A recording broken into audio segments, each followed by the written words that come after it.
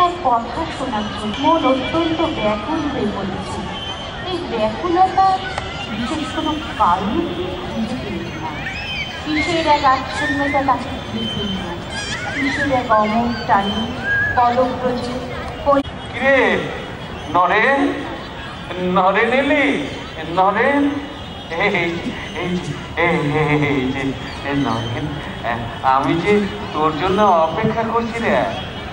তুই এতটা পথ হেঁটে এলি, কেন এলি রে? হ্যাঁ, আমিও অনেকটা পথ হেঁটে এলাম, কিন্তু রাতে হাঁটছিলাম রে। পথটা তো আর কম নয়, বরানগর থেকে দক্ষিণেশ্বর। মনে হচ্ছিল তোমার কাছে পৌঁছানোর জন্য আমার সারা জীবন হাঁটতে হবে।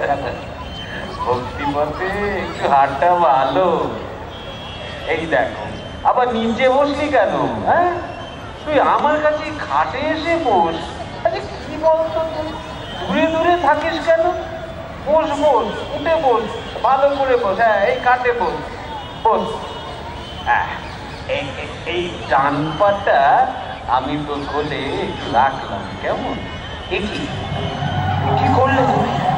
ঘরের সব কিছু ঘুরছে, কোথায় হারিয়ে যাচ্ছি আমি। ঘরের জিনিসপত্র কোথায় কোন ঘূর্ণি ঝড়ে উঠে গেল। তুমি আমাকে কি করলে বলো তো? আমি জন্ম মৃত্যু পদধারে। ওগো, তুমি আমাকে কি করলে বলো তো?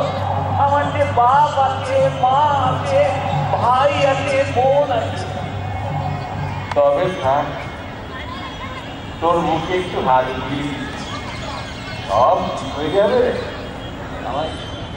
আমার ফিরতে হবে ঠাকুর, মা অপেক্ষা করে আছে।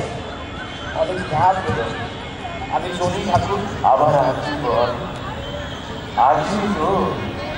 আমি যে এতকাল তোর পথ কি বলেছিলাম রে, কথা দে নরেন, তুই কথা দে আবার আসবি। বল বল বল, আবার আসবি বল। আসবো ঠাকুর, আসবো। যে পথে চলতে শুরু করেছি সে পথে শেষে যেন তোমাকে পাই। ভক্তি পথে তোমায় যেন সঙ্গী পায় মা গো। জয় মা, জয় মা, জয় মা।